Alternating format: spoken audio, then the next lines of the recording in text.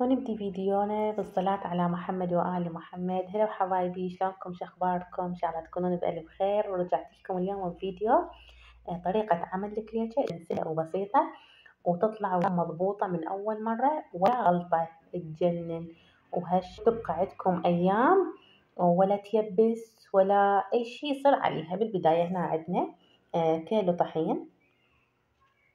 طبعا أي طحين انتوا تحبون تستخدمون، بس الصفر أفضل يعني حتطلع وياكم بيضة. هنا راح أخلي كيلو الطحين هذا،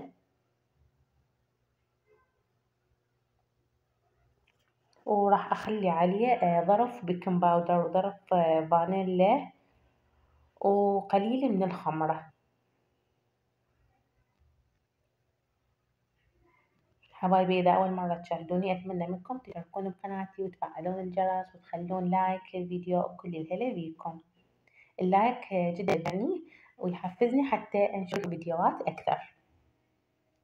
وأرحب بالمتابعين الجديدين انضموا لقناتي وأقول لهم كل الهلا بيكم. هنا أنا راح أخلي شوية شكر وخمرة، راح أخلي شي قليل. هنا أنا عندي هيل مطحون. طبعا هذا الهيل أني طحنته، يعني الأفضل إنه أنتوا تشتروه صحاح يطلع أطيب من اللي تشتروه مطحون. ما أعرف، أنا هيك أحس يعني الهيل إذا أني أطحنه بإيدي يطلع أطيب.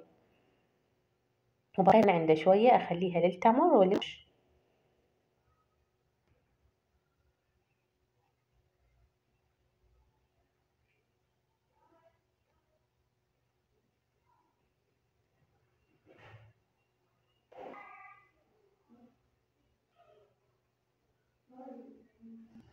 وهاي كمية الخمرة، شوفوا يعني. طبعا هاي المقادير كلها الكيلو طحين، تمام؟ يعني إذا تسوون كيلوين أو 3 كيلوات انتوا تضاعفون المكونات كلها. طبعا وشوية لازم تخلون ملح.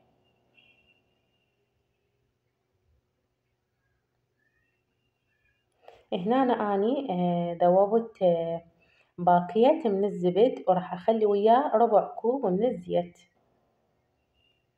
هذا باكيت زبد وربع كوب من الزيت. إذا ما تقدرون تخلون زيت خلوا باكيتين أو باكيت ونص من الزبد، ينطيها طعم كلش طيب وتبقى هشة وبيض لفترة طويلة. يعني قبل ما تطلع عندكم يابسة أو مثل الصمون أو تخرب ورا كم يوم، هاي راح تبقى عندكم فترة جدا طويلة وعبالك يعني توكم مسويها. جربوا هاي الطريقة واتركولي تعليقات وقولوا لي شنو رأيكم بيها. هسه هنا أنا بديت ألم العجينة.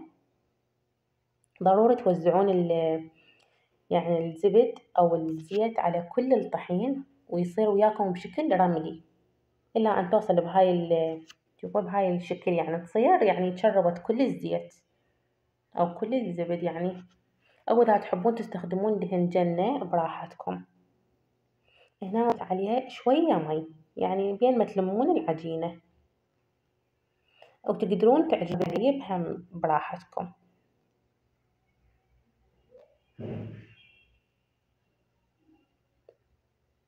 العجينة ما يصير تنعجن هواية، فقط يعني نلمها. يعني كل ما تعجنوها أكثر كل ما تصير سمرة أكثر. وبهاي الطريقة بديت ألم بالعجينة.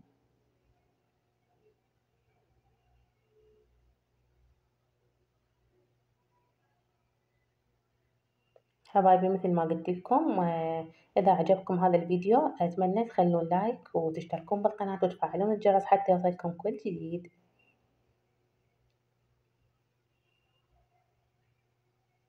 شوفوها شلون صارت عجينة تخبل كلش حلوة وطرية تكون بإيدكم كلش حلوة.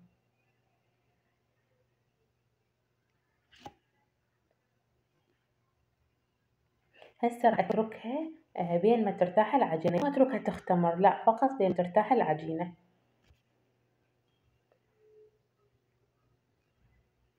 هنا أنا عندي هذا أنا مفلسته يعني من كل النوع. هسه راح أخليه بهذا الجدر اللي ذوبت فيه الزبد. وراح أضيف عليه الهيل وأبدي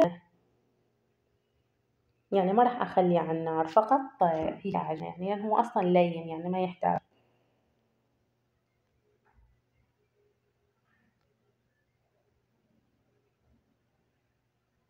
يعني بهاي الطريقة يطلع طعمه كلش طيب، يعني ياخذ طعم الزبيب طعم الهيل.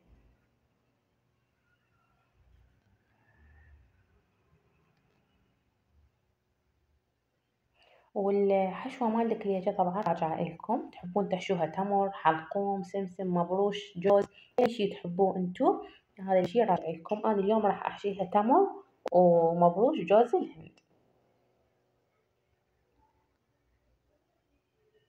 هنا كمل التمر عندي بهذا شوفوا شلون صار، عجينة كلش حلوة وطرية صارت. أنا أكثر شي نحبها تمر يعني، بس أنا عجبني أسوي مبروش. والمبروش اليوم راح أسويه بطريقة مختلفة، راح أخلي عليه العسل. إذا ما عندكم يعني متوفر تقدرون تخلون عليه حليب أو الحليب المكثف، راح يلم عندكم يعني من تاكلون الكليتشة ما يطشر المبروش، راح يكون ملموع عجينة كلش حلوة. تقريبا خاشوقة كبيرة من العسل، راح أبدي أخلط المكونات فيه، يعني أخلط المبروش كله بهذا العسل. وهنا بعد ما رجعت للعجينة شوفوها شلون صارت تخبل كلش حلوة ومطاطية.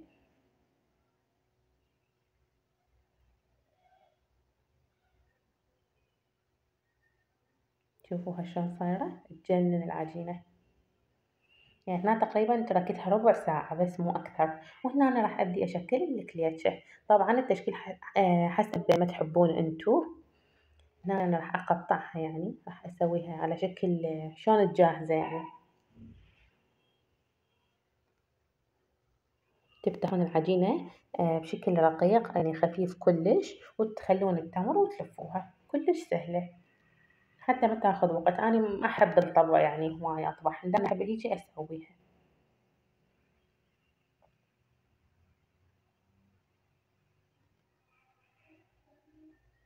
حبايبي تفاعلكم جدا قليل الفيديوهات السابقة، لهذا السبب أنا ما دا أنزل فيديوهات باستمرار. بديت ألف الكليتش بهذا الشكل.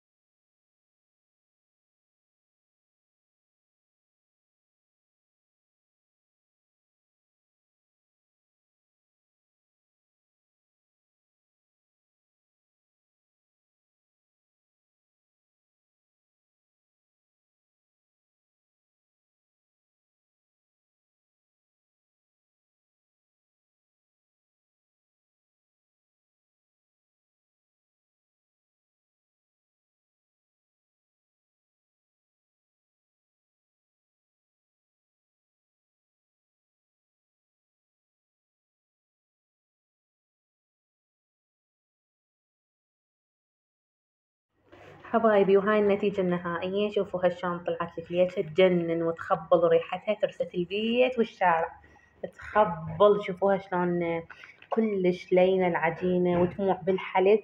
ووصلنا وياكم إلى نهاية الفيديو، وأحب أقول لكم شكرا على المشاهدة، وساهمنا وساهمكم ألف عافية إن شاء الله.